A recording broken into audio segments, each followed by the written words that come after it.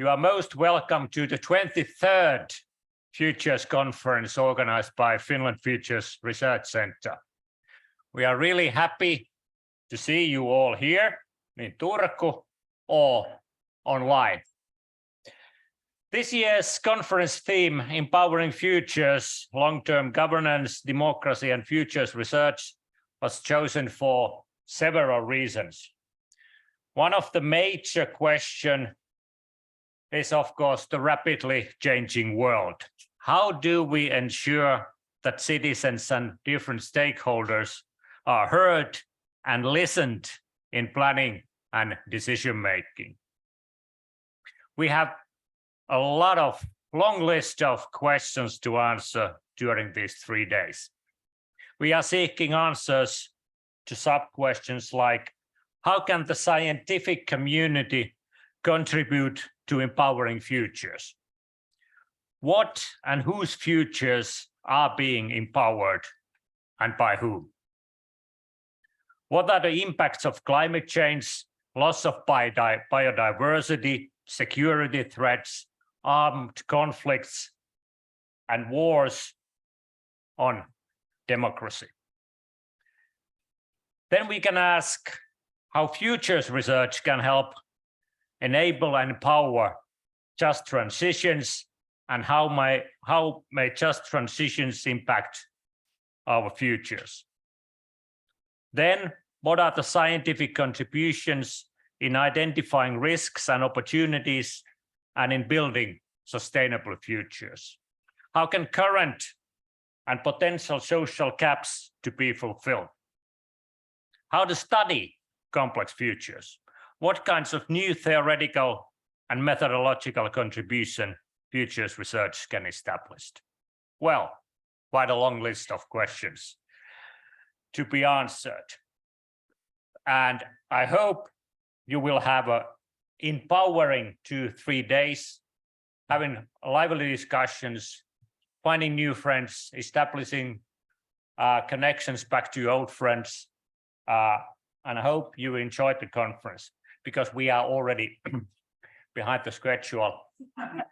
I left the rest of the speech off. But before we start, a couple of practical things.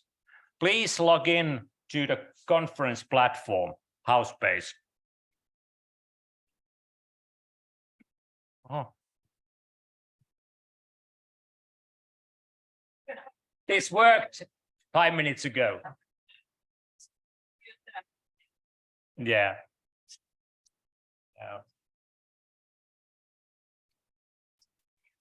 It's broken. But anyway, I remind you, please log into the conference platform if you haven't done already.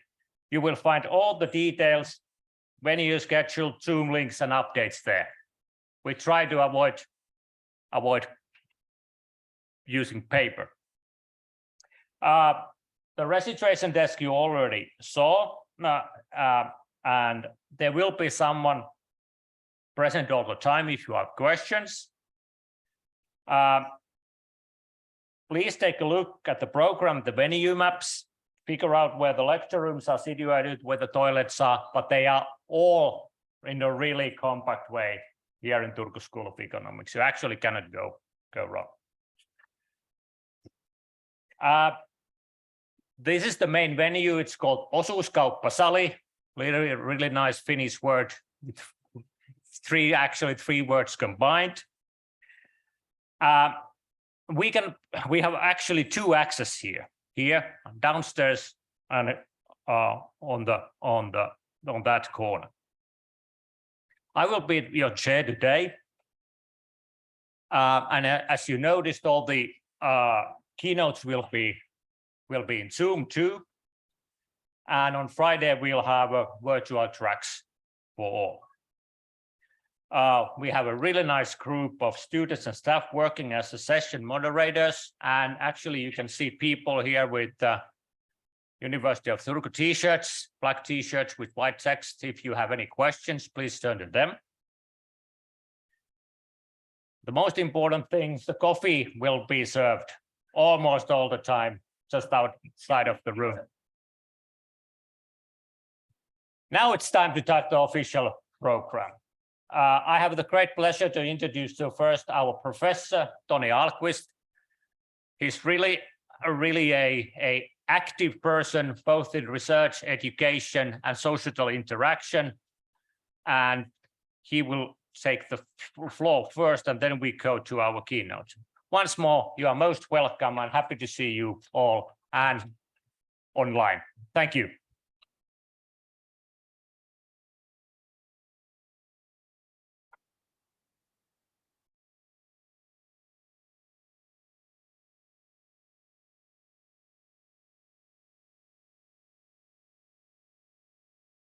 Dear colleagues, friends and collaborators, welcome to the Futures Conference 2023. The slogan of the conference is a quote from the Grand Lady of Future Studies, Eleonora Mazzini. It goes like this: visions make it possible to create a future that is different from the present, although its seeds are in the present. Futures are created and constructed, yet they are simultaneously emerging. They will be something different than the present or yesterday. Futures thinking is always embedded in the present. It is rooted in contexts and discourses of an era. However, as Mazzini stated, the seeds of tomorrow are also here now. But what is the breed of these seeds, and how do we locate them? Do we find only the usual trees that hide the forest from our view? However, we can also look for alternative seeds, odd species, new species, odd variants, and brand new flora that is just grown or even yet to emerge. Or maybe we can plant the seeds in revolutionary ways by changing our assumptions, by using different tools for mixing the soil and new lenses to read the landscape. This continuous flow of emerging possibilities is the beauty of futures. The title of the conference is Empowering Futures, Long-Term Governance, Democracy, and Futures Research. When we were discussing about the conference theme in the steering group, we were trying to reflect on what kinds of themes would have significance, meaning, and resonance at this specific moment in time. Now we can say that the title is timely. The theme of democracy is highly topical at this moment of deep uncertainty.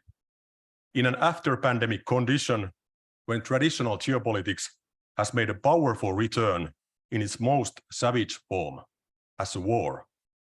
These currents have challenged the principles of democracy. Key questions that follow: how are democracies coping under the pressures of populism and renewed forms of imperialism? How to embrace the virtues of democracy, that is, long decision frames, relatively slow and deliberate processes, transparency, and participation, against the seemingly efficient and captivating lures of populism or even autocracy. These are intriguing questions worthy of investigation. The second key topic of the conference, long-term governance, is a direct continuation of the dilemmas of democracy versus autocracy. The capability of thinking in long term is a crucial asset for any advanced organization, region, or state. This capability is critical also for individual human beings. The better we grasp the long term, the better we can understand the seeds of tomorrow in the present. Recently, several organizations have been developing long-term governance practices. There are different concepts for these practices. For example, anticipatory governance, future-proofing, and stress testing of policies and decision-making systems. Long-term governance builds on continuity. It is based on regular practice and iteration. long-term thinking should be viewed as a capability that can be developed as any other capability of strategic thinking. On this basis, organizations can foster various forms of prospective sense-making that are sensitive towards futures alternatives and open for reframing, ready for cross-cutting transformations and even radical emergence. Thus, long-term governance should systematically contemplate surprises, shocks, wildcards, crises, weak signals. It should constantly test and challenge our assumptions. Basically, it should be about all the good stuff the future's research has to offer. This system should become capable of thinking about the unthinkable, to adapt the famous words of Herman Kahn, the notorious futurist of the Cold War. Well, so much for the democracy and long-term governance. What about the third topic and the scientific core of the conference, that is futures research? Again, when we were discussing the conference title, it became clear that we want to have a topic that opens up to possibilities to discuss various philosophies, theories, methods, and practices, and tools of futures research. A title that would enable researchers to scrape some dust from the ancient bookshelves and read the classics of the field, but also to experiment with novel and creative methods for tackling critical societal questions related to democracy and long-term thinking. Thus, as a result, we have an intriguing mix of presentations, sessions, and workshops that really reflect on these topics. Depending a bit on how you count, we have over 45 sessions with over 130 presentations, workshops, and keynote speeches in the conference. There are 225 participants on site in Turku and over 75 virtual participants representing 38 different countries and all continents of the world. We have sessions on topics related to democracy and long-term governance, on deliberative democracy and futures of new normative policies. For example, one presentation asks how backcasting and deliberation could catalyze new perspectives on futures of normative policies. Another presentation contemplates the question of how deliberative policy-relevant scenario processes could be realized, or are they even possible? A key methodological avenue in this conference is that of participatory methods. There is an experimental proposal about future predators, in which relations of human and nature are rethought in captivating ways by using causal layered analysis, CLA. There is an exploration of art-based practices for engaging people in thinking about futures of arts in the higher education institutions. There is an intriguing session on futures of citizen engagement in communication and about the freedom of expression under the pressures of deep fakes and false news. Another related act is on the countermeasures of misogynistic online content by using Delphi-based scenarios. Long-term governance is an key emphasis in the conference also from the methodological perspective. There are presentations considering long-term governance in the context of built urban environment, unraveling various methods and approaches, such as possibilistic impact assessment, climate resilience planning, and spatial planning via foresight system. There are sessions and presentations that ponder institutional and organizational change. The examples include building of collective institutional agency via futures imaginaries, creating transition arenas, and engaging collaborative foresight networks. There are also workshops that ponder building of bottom-up futures initiatives and stimulating participatory foresight with service design methods. There are presentations that seek different ways to empower people to cope with transformations. There are excursions to performances in post-normal times. There is a session for catalyzing futures thinking for renewal of democracy. In this session, there are absorbing presentations on restoring democratic stability with backcasting, the use of parliamentary committees as future-oriented instruments, and a presentation how individual future orientation affects political participation and party choice preferences. Session that discusses educating futures experts and futures agents will be the next critical step in this renewal of democracy. One of the key insights for long-term governance is how to identify, following Massini's words, the seeds of transformation in the present.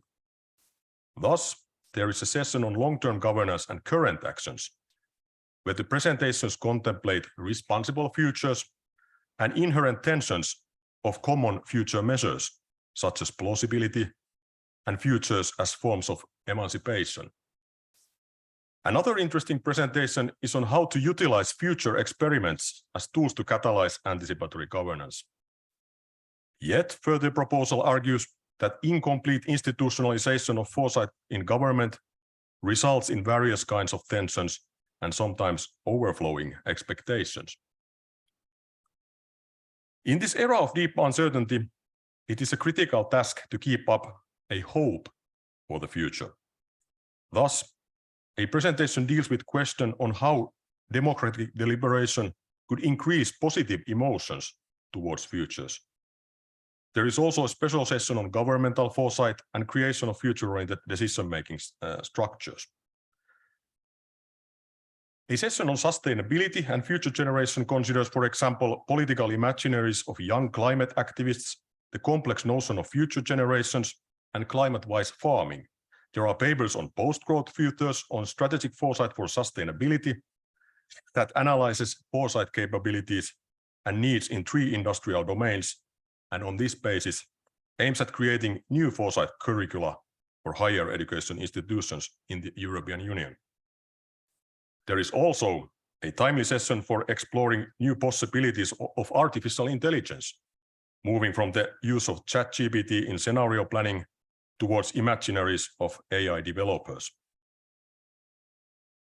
Novel perspectives, such as futures experiments and new methods, are also presented. There are methodological excursions on design, critical futures research, anticipation studies, and more traditional futures methods, such as scenario analysis and Delphi. These methods are utilized in multiple novel ways and in new contexts, such as in conjunction with satellite maps and geographical information systems.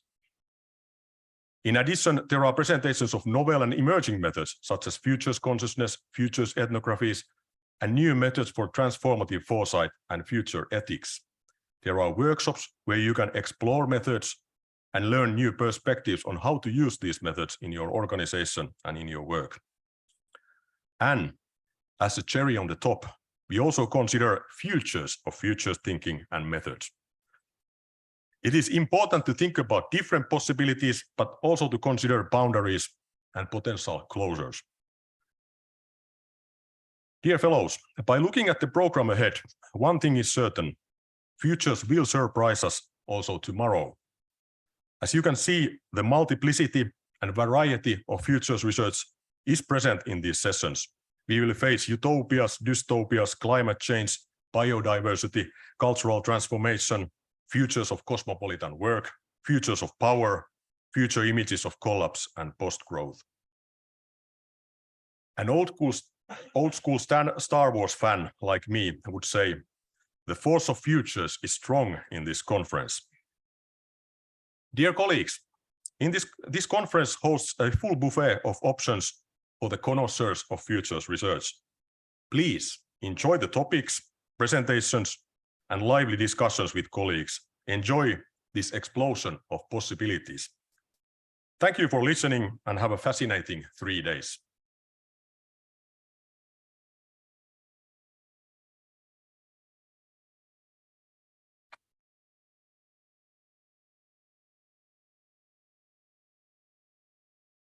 All right. Thank you, Toni. You did much better than I could have done it. All right, now it's time to go for the first keynote speech, but I just want to remind you that there's a possibility for questions, both online. Please write them on the chat. It will be followed. And we have here in the room 2 microphones for the audience, but before that we have to listen Maija. Maija Setälä, she's a professor in political science at University of Turku. She specializes in democratic theory, especially theories of deliberative democracy, direct democracy, and democratic innovations. She has led the multidisciplinary research consortium participation in long-term decision-making, in shortened called PALO, which is in English, by the way, fire. Really nice name. Funded by the Strategic Research Council of Academy of Finland. She's a co-editor of a book called Democracy and the Future with Michael K. Mackenzie and Simo Kyllönen. And we had the pleasure in FFRC to work with Maija and his colleagues last year in a project that was talking about the lawmaking for the future generations. So without any further notice, I introduce you Professor Maija Setälä. Welcome.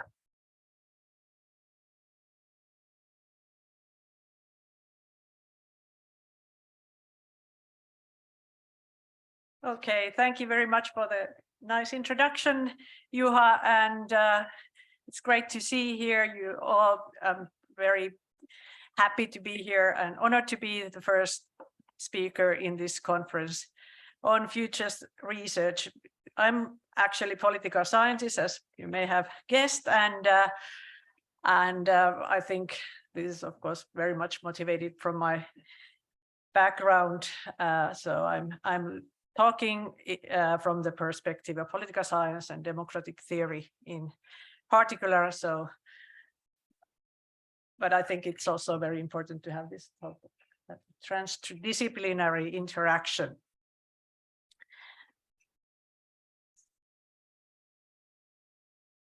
Thanks. Yes, so I have traveled all the way from the political science department, which is about 300 meters from here.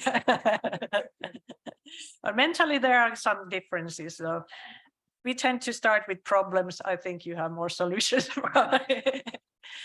Okay, but let's get started. If we get started.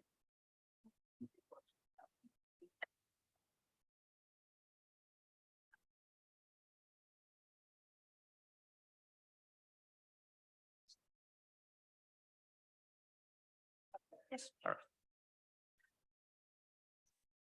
So in political science, we have recognized this problem of democratic myopia.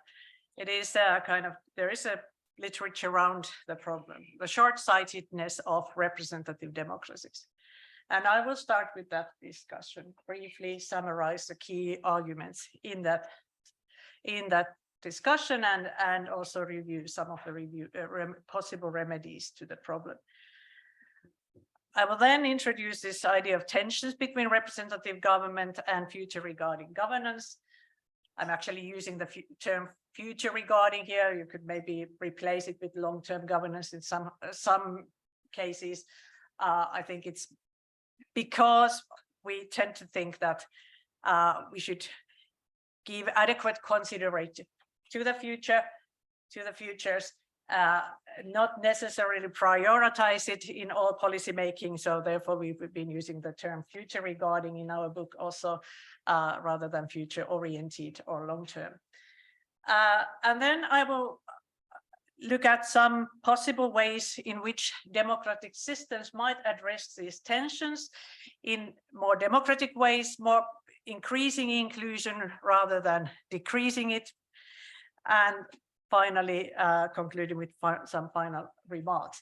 And as Juha already mentioned, this talk is based on 2 major projects. The first one being this PALO project, participation in long-term decision-making, which was a multidisciplinary consortium for 4.5 years.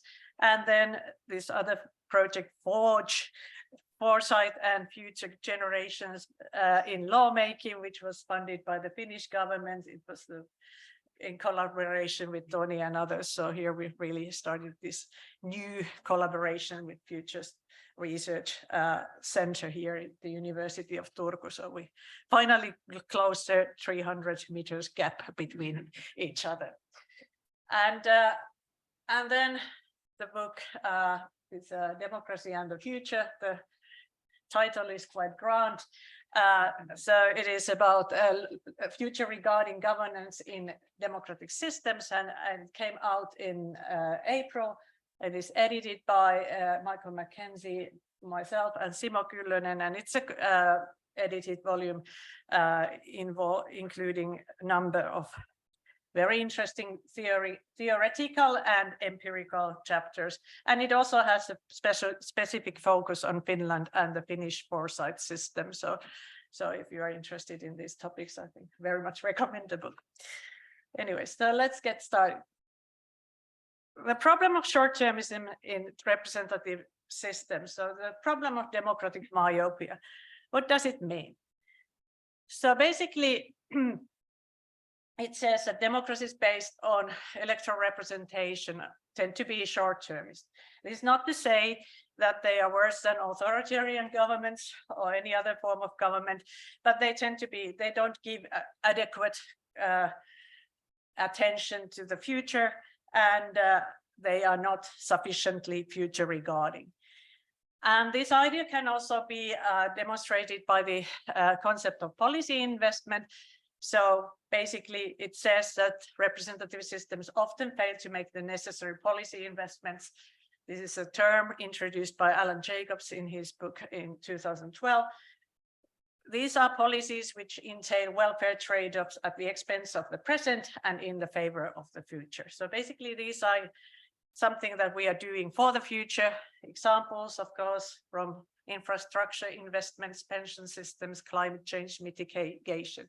So these policies may entail some costs to the present people, and the benefits follow to either to future selves or future others being those future generations, those who are not yet born,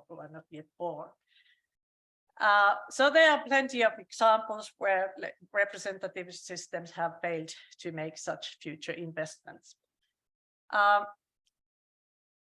And these situations give rise to intergenerational conflicts and issues of intergenerational justice. And therefore, they remain problematic. So this is a good example of intergenerational justice issues, intergenerational justice, young people feeling that old people are not doing enough for mitigating climate change. Alan Jacobs also identifies certain drivers of short-termism, starting from poor information, complexity of issues, complexity of policy consequences, uncertainty regarding to the future, and lack of saliency of future consequences of policies. So we tend to, in political life, we tend to focus on issues that are close to us. Price of gasoline, what else? Inflation.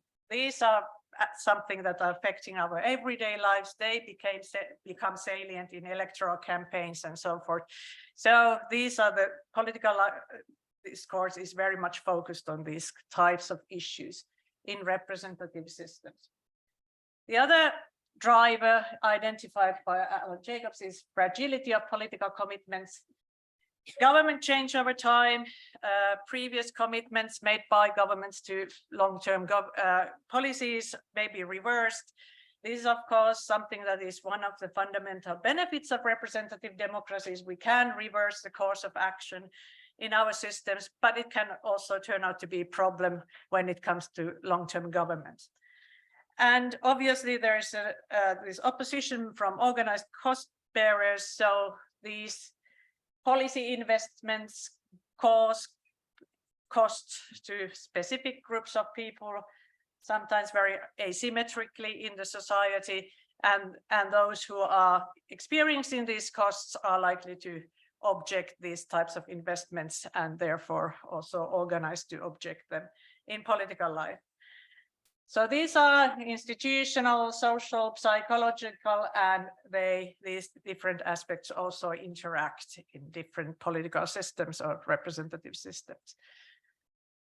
And then there are various suggestions on how to mitigate this problem of democratic myopia. There are proposals to steer or check democratic processes. There are actually institutions such as officials for future generations in some political systems. They're reviewing parliamentary or governmental policy making, making points, raising debate, questioning when these types of events happen.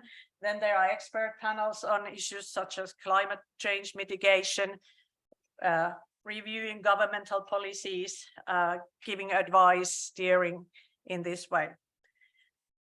Then there are proposals to limit the powers of democratic majorities, for example, by constitutional clauses. We have constitutional clauses to protect the rights of people, and there are also in some systems there are specific constitutional clauses for future to protect future generations. So these are the ways of limiting the powers of democratic majorities. And then there are ways of insulating certain areas or stages of policymaking from democratic processes or democratic pressures from the voters. We have independent agencies on certain policy areas, such as pensions, and then we have the EU Commission as an expert body responsible for the EU agenda, policymaking agenda, based on expertise and knowledge. So this is a way of kind of having these technocratic spaces to think in more long-term, outside the hassle of representative politics, basically. So these are this kind of protected places for more long-term policy making. And of course, the question then is, what is the legitimacy of these types of independent institutions or measures to limit or steer democratic majorities? So there is a questions of both normative and empirical legitimacy when it comes to these types of institutions.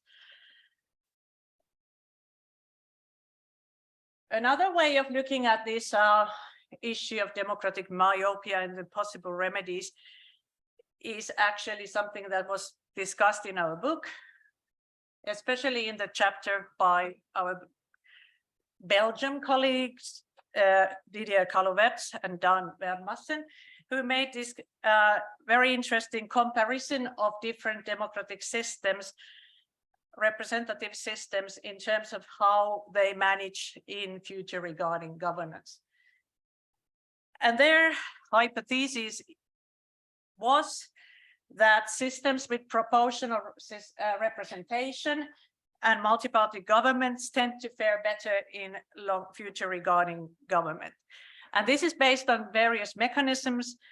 These systems have more inclusion, they have more voices included in policy-making processes, they entail more negotiation and deliberation, and also there are less pressures to radical policy changes because there's likely to be more continuity in governments and less radical changes in their ideological composition. So as a consequence, these countries are likely to fare better in long-term governments. And they actually find support to these hypotheses by looking at data from OECD countries. And then they also ask whether it is actually the basic institutional design choices in representative systems, such as the choice of electoral system, may actually be more important in terms of long-term governance than these types of institutional patches, such as officials for future generations and other things. So this is their question. So at the table is from their chapter in the book. So thinking of this, so maybe we should take a step back and really think about the kind of elements of future regarding governance and the kind of questions, the kind of key points and the tensions that emerge when we are trying to get these two things together, representative democracy and future regarding governance. So the basic elements of future regarding governance is obviously conscious foresight, informed evaluations of policy impacts in on future generations. So foresight, information, evaluation, assessments, looking at that is one essential component. But for policy making, this is not enough. We also need to make choices and balance current and future generations' interest. We have to make choices whose interests count and what kind of way we give to the interest of current people in comparison to those who come after us. And then we also need commitment to future regarding collective action. And this kind of commitment is obviously required by governments implementing policies, but also by public who needs to follow and find these types of policies legitimate.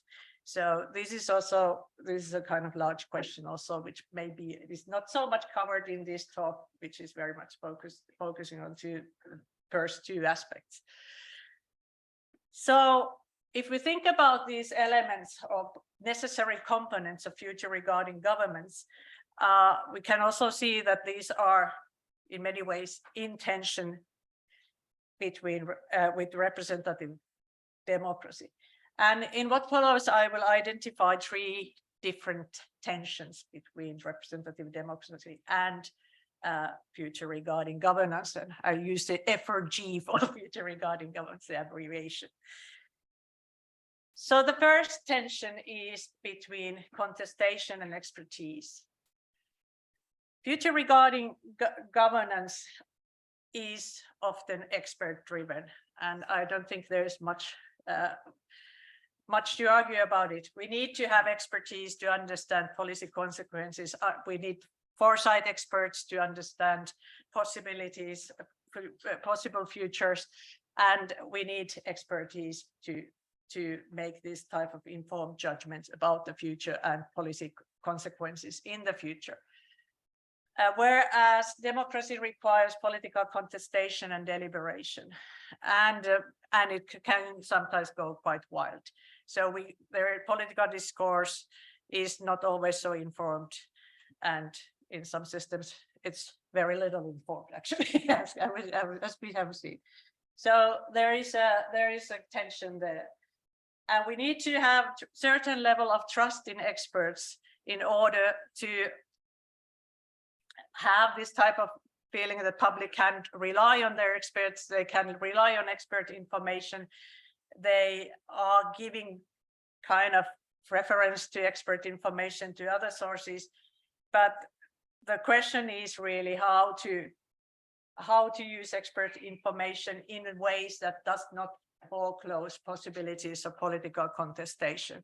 So for example, in climate debate on climate change, we know there are certain expert views, but yet we know that also there has to be space for contestation on specific measures to take in mitigation, for example.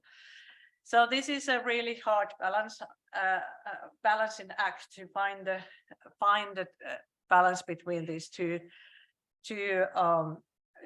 elements, contestation and expertise.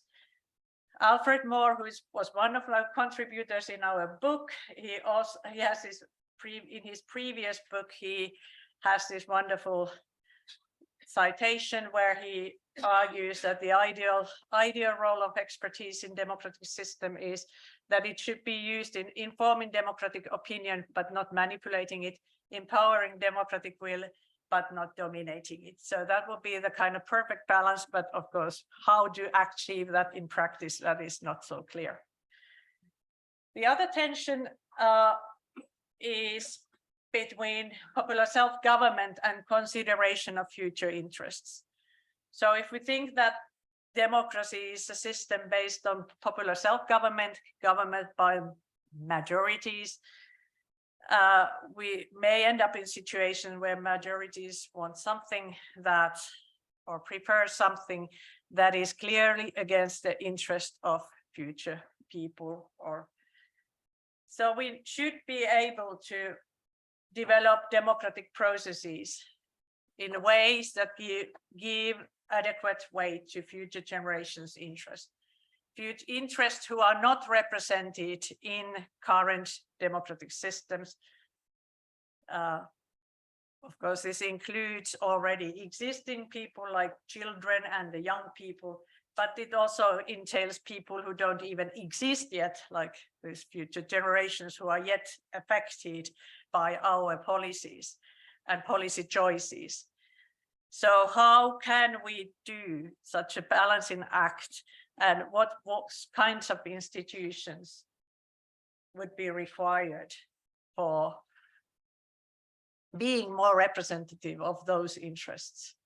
So this is really a great challenge.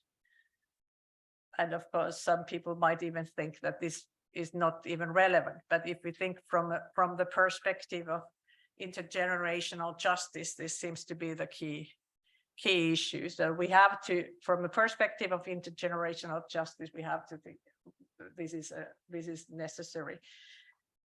And I suppose there is a kind of strong moral appeal to try to think about the consequences of our decisions also in the distant future.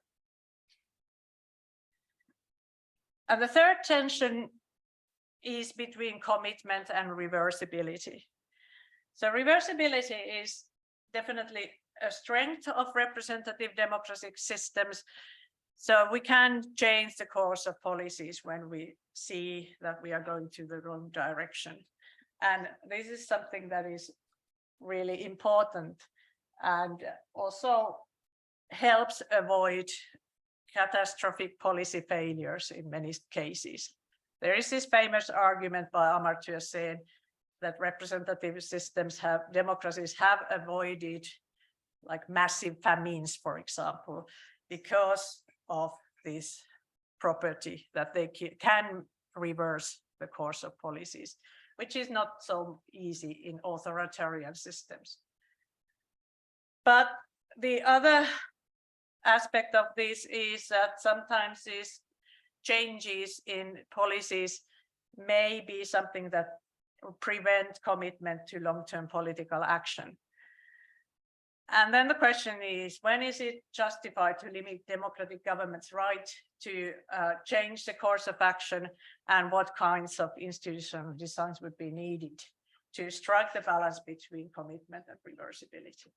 So what are the specific situations when this should be reversing policies, political course of policies should be possible, and what are the institutional mechanisms? So we have the example of US climate policy, which is not a good example. So we had first Obama's progressive policies and Trump reversing it totally, and now Biden getting back on track. So these type of situations are not very flattering when it comes to thinking how the representative system managing long-term government. Obviously, this is a rather extreme example, and as already shown by Didier Galwitz and Dan Felmassen, this may not be so much problem in these type of European type of multi-party systems.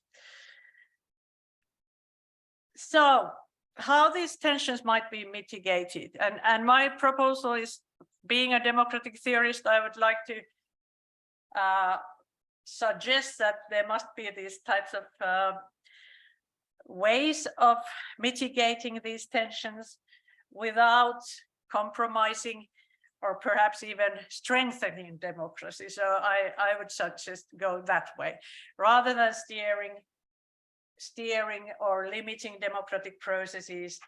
We should look at ways in which we can actually strengthen democracy by enhancing the role of informed and inclusive deliberation in future regarding government. So this is my more positive proposal.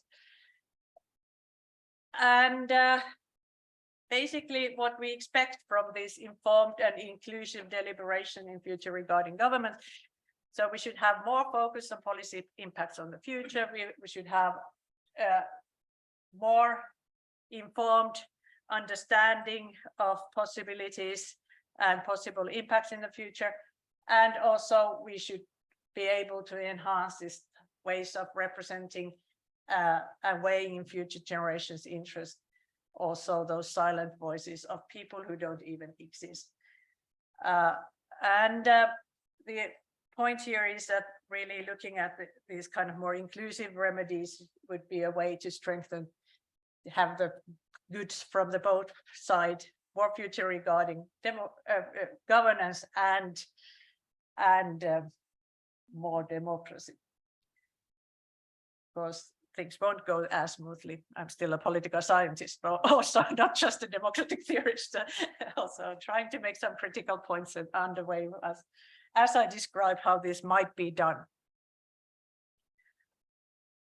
So towards more inclusive future regarding governance. So why inclusion or multiplicity of perspective? Why is it so important?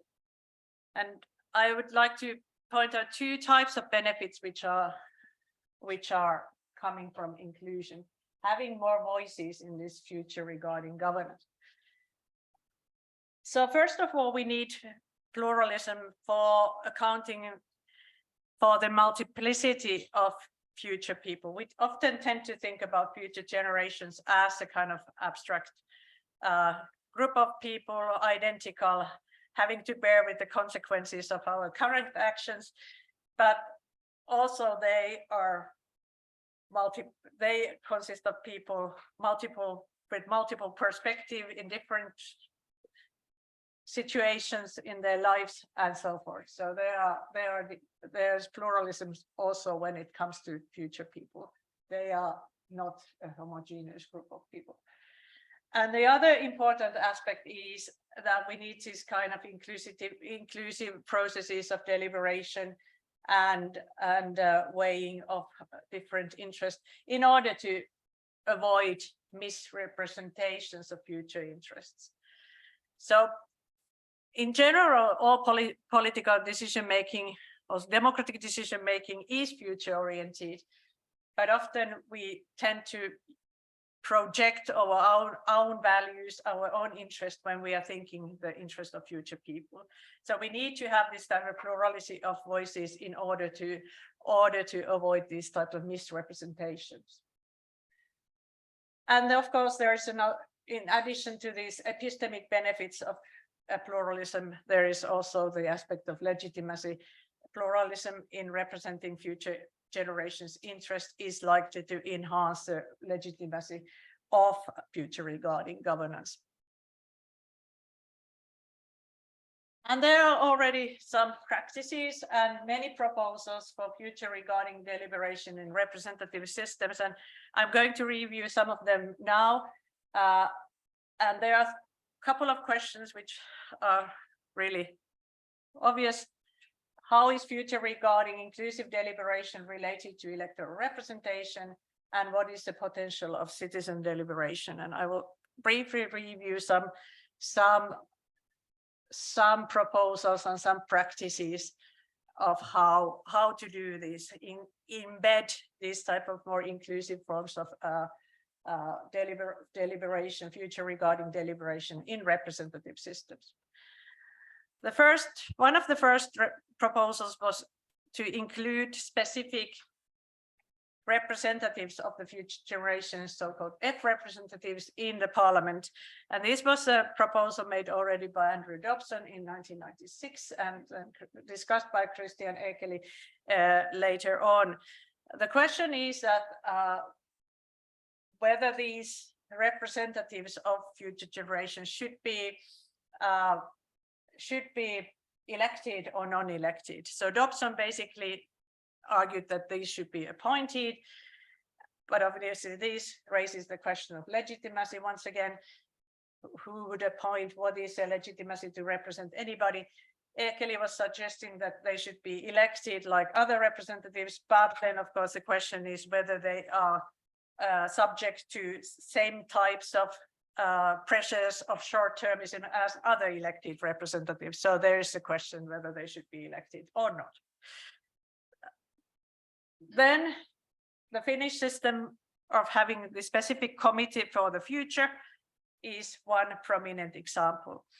So this is a forum, specific committee consisting of parliaments, which has this privilege to deliberate on future issues and discuss, deliberate on future developments, and also it is very much attached to the governmental foresight system, which is also specific in the Finnish system. So it has a particular role in the Finnish government system.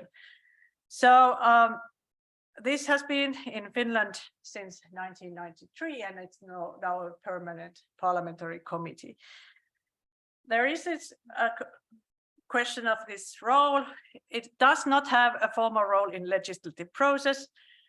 This has been regarded as important because it ensures independence, but yet the question is that it cannot really affect everyday legislation, and there's a so its role is rather limited in that respect. So this is a statute for the Finnish parliament describing also future generations. One proposal is to use more deliberative mini-publics in the future regarding policy making. So this would be something used on certain future long-term issues. These are randomly selected forums for citizen deliberation. So you have random sample of people. These come in different sizes. Some people involve only 10, some 20 or more participants, whereas others have even had thousands of participants. They are really randomly selected from the population. They interact with experts on certain policy issues, and they have time and space for free deliberation on this issue, and then they come up with some policy proposals or arguments or so on. And these types of deliberative mini-publics have actually become quite common on certain areas during the past years, and especially these climate assemblies have been widely used on climate policies around the world. So, for example, we have this French Citizens' Convention on Climate, which was actually initiated by President Macron. We have had the UK Climate Convention, Climate Citizens' Assembly on Climate, and so on. And they have really become quite common at various levels of government. Actually, there has already been a global Citizens' Assembly on climate. The issue here is that they are used in rather ad hoc basis. They are, so far, they've been initiated by governments mostly on specific situations where they need, when governments have felt that they need advice on certain policy issues, such as climate policies, and they are not institutionalized, apart from a couple of exceptions. And there is also a problem that when they come up with the large number of proposals, the governments will eventually decide which ones they will pursue and implement and which not. And for example, the French Convention came up with rather radical proposals, and only a handful of them were eventually implemented. So these have had rather limited impact so far. So maybe these have been these types of institutional patches, which referred by Kaluverts and Fermas. So this is how Extinction Rebellion, for example, has required more citizens' assemblies for radical policy change, and then the reality may have been something quite different. Then there are some interesting proposals which have not been implemented yet. For example, our co-editor Michael Mackenzie, in his other article or book chapter, has proposed this type of all-purpose randomly selected second chamber, which task would be to review the posterity impact statements on all legislation. So he proposes this type of mini public format, randomly selected people.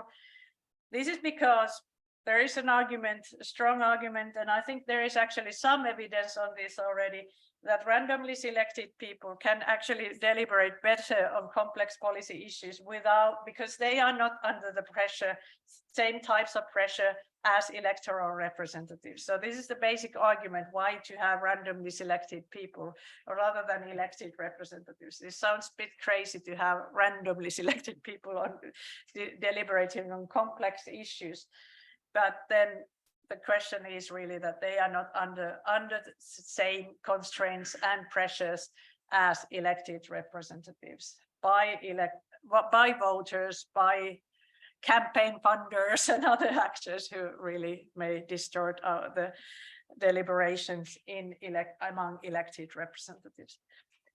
So, and the other aspect here is that it would check these posterity impact statements on all legislation. So it would not just focus on some kind of long-term issues. So the argument is that we cannot really tell which issues which policies have these kind of long-term impacts. We should not make the judgment about the length of policy impacts before these types of deliberative processes. So this is also the question that we can't really always tell which issues are short-term and which issues are long-term. So there would be like the kind of posterity impact statements given as a part of legislative proposal, and this randomly selected second chamber will review them, and it would have delaying powers in cases when there is some problem with the posterity impact statement or the quality of it, or some aspect of the long-term impacts may have been neglected in this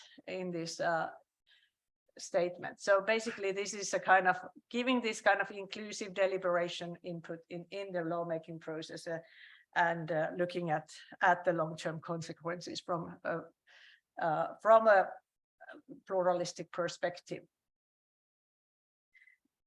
And the closest that has kind of maybe there was this attempt to have these types of institutions in the UK system, in the UK Parliament and the UK policymaking system. So there was a proposal for the Wellbeing on the Future Generations Act UK, which was not accepted, obviously. So this would have entailed many of these components mentioned before. So there would have been future generations impact assessment required on legislation, commission for future generations, that would have been more like consisting of civil servants, and the kind of joint committee for the future generations in the parliaments, and permanent citizens panel. So this would have increased the kind of diversity of voices, diversity of perspectives in future regarding governance at all levels in the government and in the parliament, and including also this kind of citizens panel as a part of the system. This was a private member's bill and it was not accepted, but I think it had very important, interesting components. So now we have reviewed some proposals and actually some practices of future regarding more inclusive future regarding government, so now I think it's time to wrap up. So in order to mitigate these tensions, I think there is definitely a need to develop these types of forms of future regarding deliberation, more inclusive future regarding deliberation in our representative systems. But of course, the exact shape of future regarding governance and democracy is still open. So we also need to think about the differences in our systems. We have, for example, Finland already fares rather well in many respects when it comes to future regarding governance. But of course, there's always room for development, and different systems might call for different types of reforms. So for example, we have the Committee for the Future already. It has also been an example for many other committees for the future in other representative democracies. So this is really a kind of model already in itself, but maybe we could further develop its role and also maybe the kind of more participatory components around it.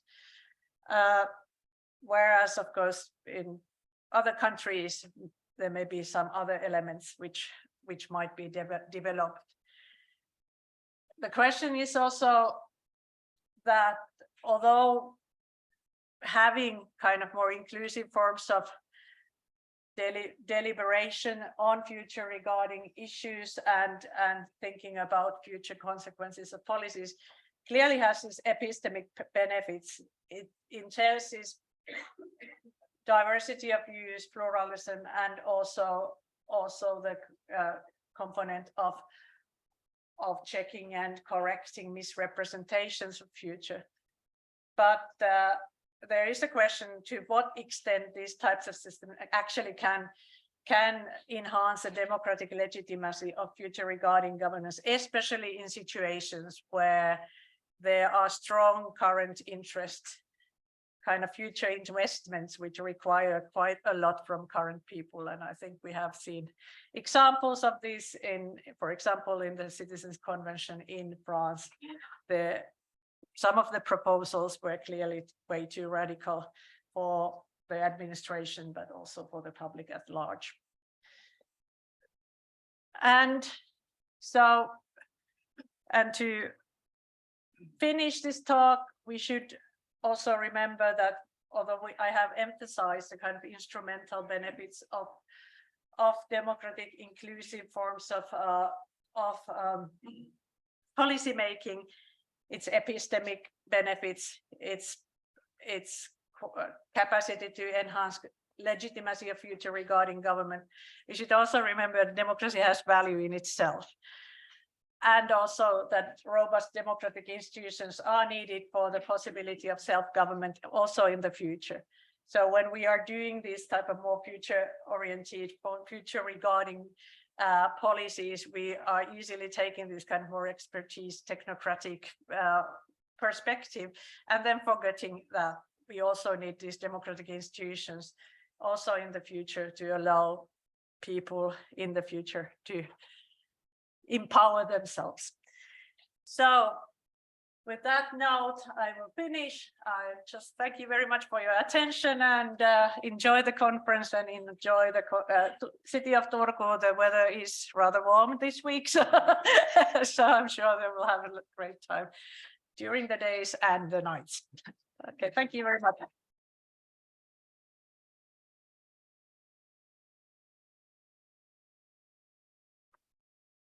All right, now we have time for questions. I already have 3 hands here. 4, and let's see if I keep it count. We have the mics here, and we start, I think, gentleman over here was the first.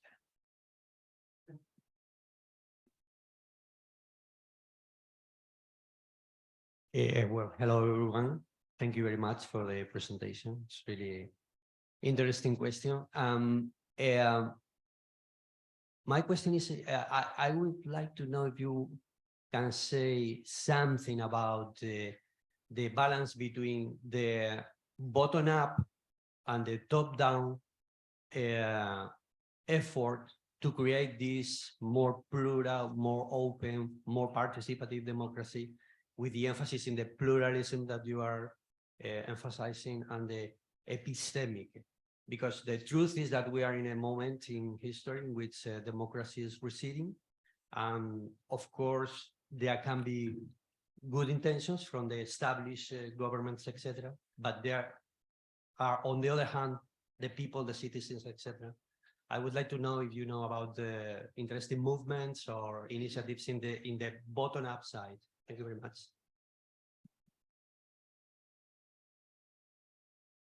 answer now, or should- Yeah. I think Okay. we have- All right, this is not a small question, and I think I did not really discuss it so much. My focus was more like on this institutional side of representative systems. I think it is very important to keep in mind that there is a kind of lot of these demands actually coming from bottom up originally, and then they are developed. But because, yeah, so it is very important. So maybe that's my answer in brief, to think about this. And of course, we should also examine this and recognize the value of all kinds of popular movements. So, for example, Extinction Rebellion keep bringing up these issues of climate assemblies, Fridays for Future, demonstrating intergenerational character of climate change and so forth. So I think they are definitely important, and they are kind of triggers of many of these reforms. But yeah, sorry, my presentation was very much focusing on this institutional side. So this was a limitation. All right, thank you. Please introduce yourself when you are giving a question. So. Thank you, Maija, for a very interesting, here I am, very interesting lecture, presentation, keynote. My name is Idrigazi Ulusoy. I am a professor at Aalto University. I'm a sustainability scientist, and intergenerational justice has been a discussion in sustainability science for at least 30 years. And I really enjoyed the tensions that you presented, and then kind of the ways to maybe mitigate those tensions. However, the mitigation approaches to me come across as, subject to limitations of the current nation state governance systems model, whereas intergenerational justice issues are cross-border issues. So are there any discussions in your field talking about how to address this?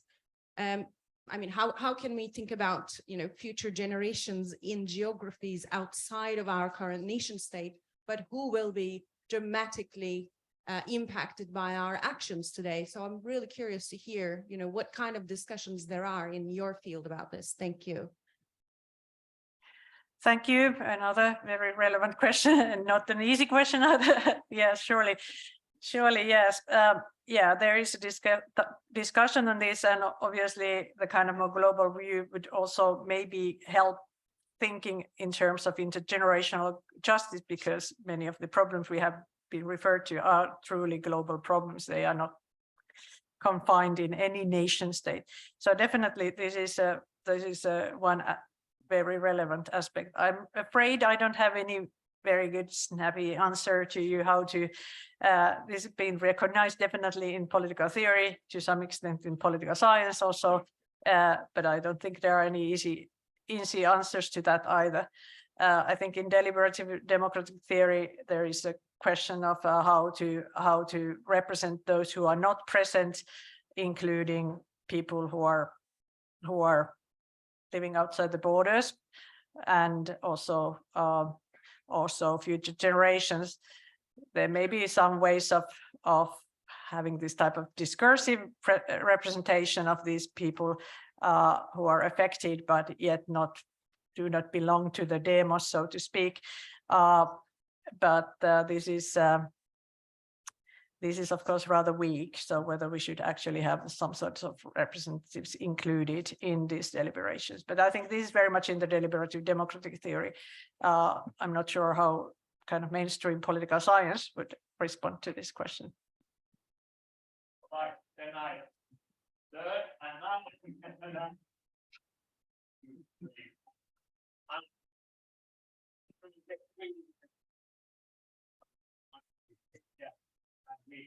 Yes, hello. Thank you very much. My name's Leila Mendy. I'm a PhD student at Uppsala University. I'm going to cheat and have two questions, if I may. I'm quite interested with balancing the idea of future interests with those of short-term present interests.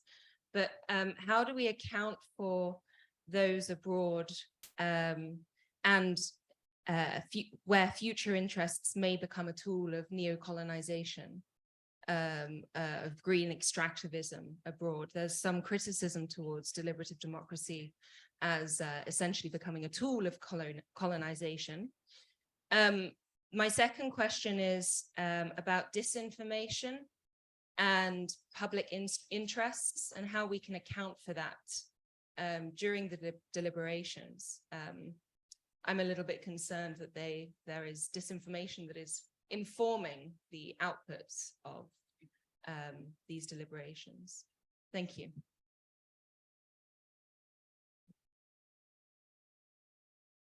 Should I? Okay, right.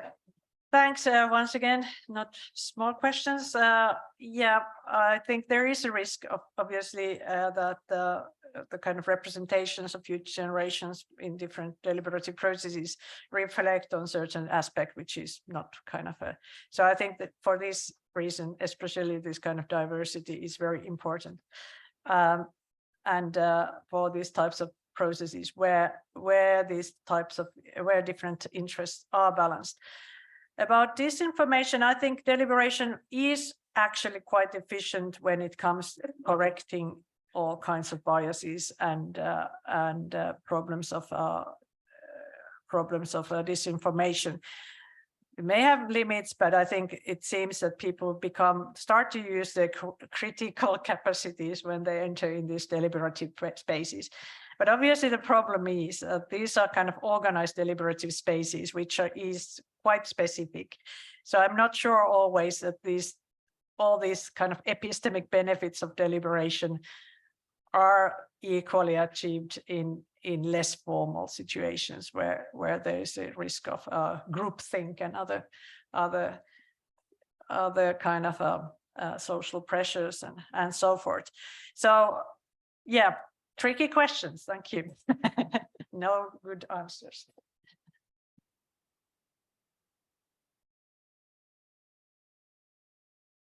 Henning Rieke, Federal Academy for Security Policy in Germany, in Berlin. Thank you very much for your very interesting layout of the difficulties of future-related policy making. I have one question, or maybe looking at one tangent where I would like you to comment about. When we speak about future, research and analysis and impact analysis, we're still in the area of a narrative, of something that is not yet there, something that we invent in a sense, or we use like parallel futures that are possible to seek out paths towards the most wanted. Now, given that those deliberations must compete with, even in democratic societies, with solutions, strategies that are hammered out between stakeholders with very up-to-date and today interests and money interests and political interests at hand. And it will be very easy, I think, to dismiss the more wobbly analysis that might come out of the future deliberation. Sorry to speak so openly about that, but in a political process, I would see the voices of those who have current interests at stake stronger than those of those future deliberations. And I wonder how we could actually increase the voices, you said silent voices at one point, to make them more credible and legitimate.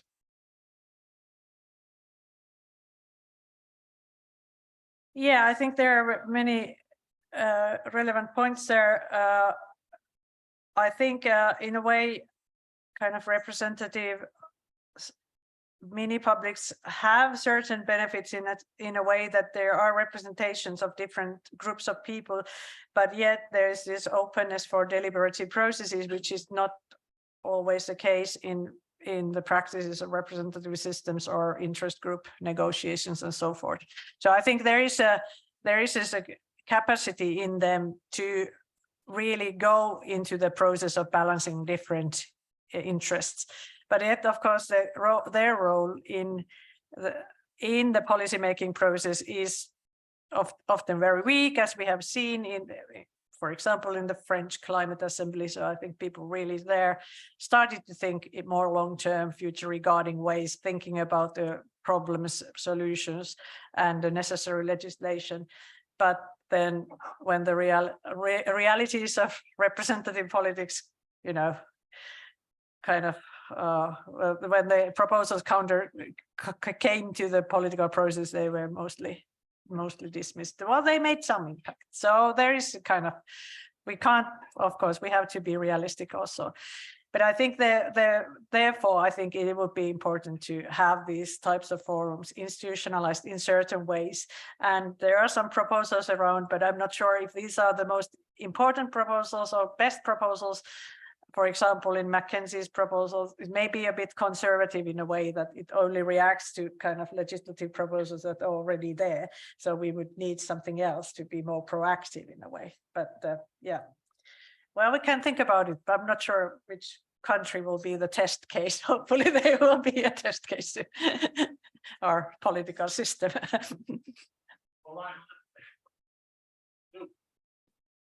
Hello, Maija. I'm here representing the voices of those who are not in the room right now. Okay. So I have two questions from the online participants. And one is a bit more straightforward and quite practical question. And the other one is a little bit more philosophical. So I'll start with the straightforward one. It's from Eli Stepanovic. She's an economist, expert of intranet and STI collaboration at the Austrian Research Promotion Agency.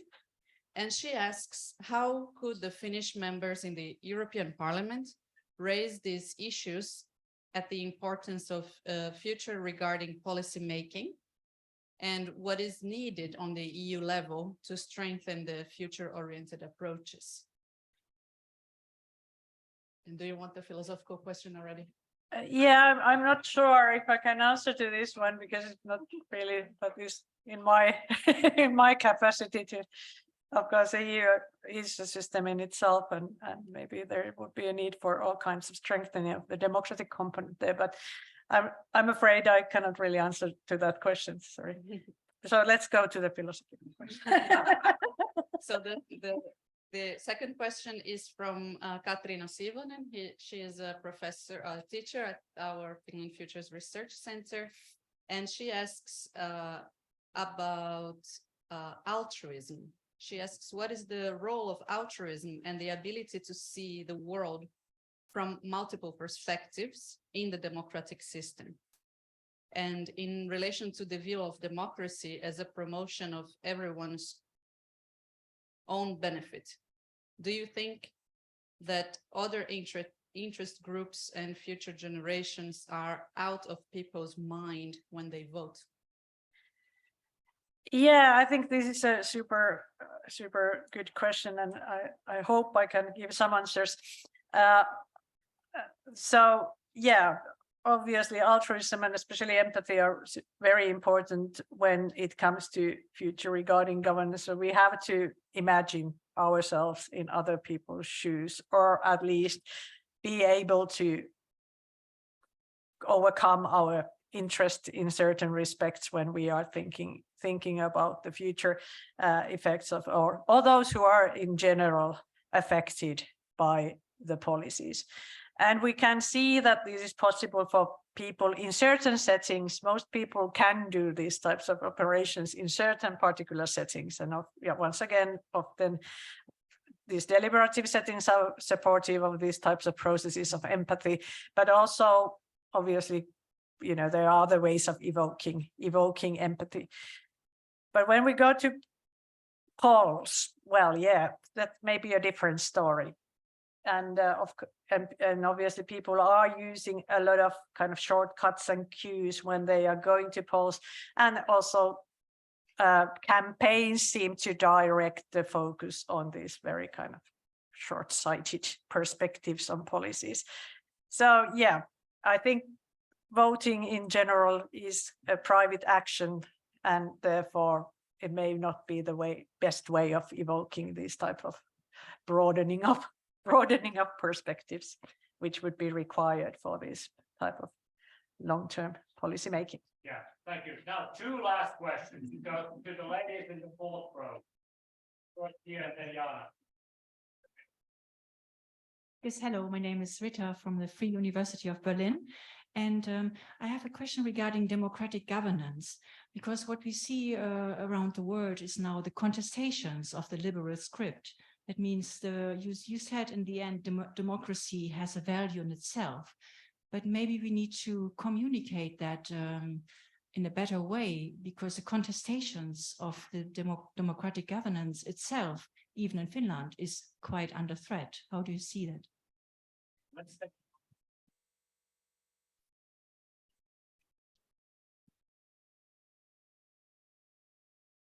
I actually wanted to answer the question that was asked here previously regarding the link to EU. But perhaps first, I'm from the Prime Minister's office, and we ordered this work from Maija and her team. So again, thank you so much, Maija, Toni, both amazing work. And regarding the context, so this work has been discussed, deliberated in Finnish government. It has been submitted as part of the government report on the future to the parliament. So it has been also discussed in the Finnish parliament. And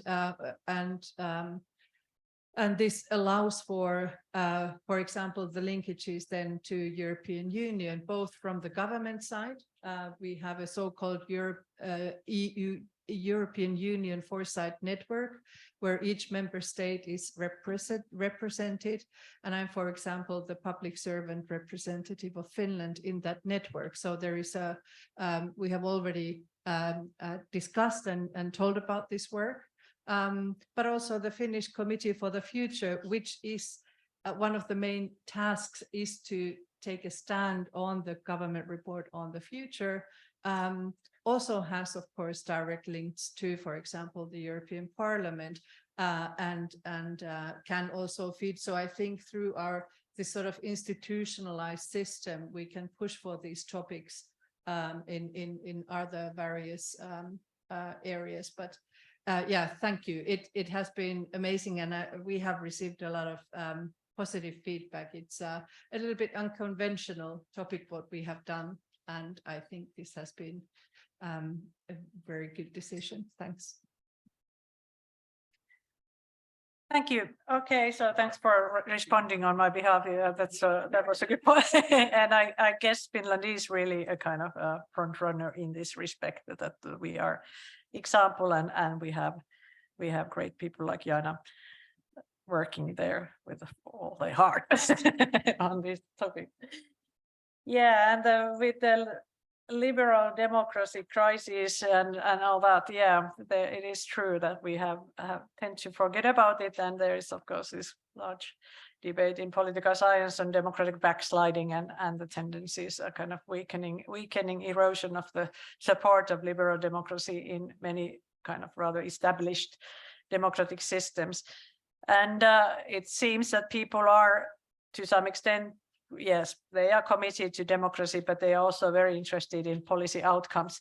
And in some situations, they are ready to vote for anti-democratic parties if they are expected to deliver the outcomes they are hoping. So I think there is a risk there, and especially in the kind of polarized atmosphere and the kind of deepening polarization, inequalities and other things feed these tendencies. So in addition to the future, we should also try to save our democracy. I think that's a big task for you for the next few days, and also have fun.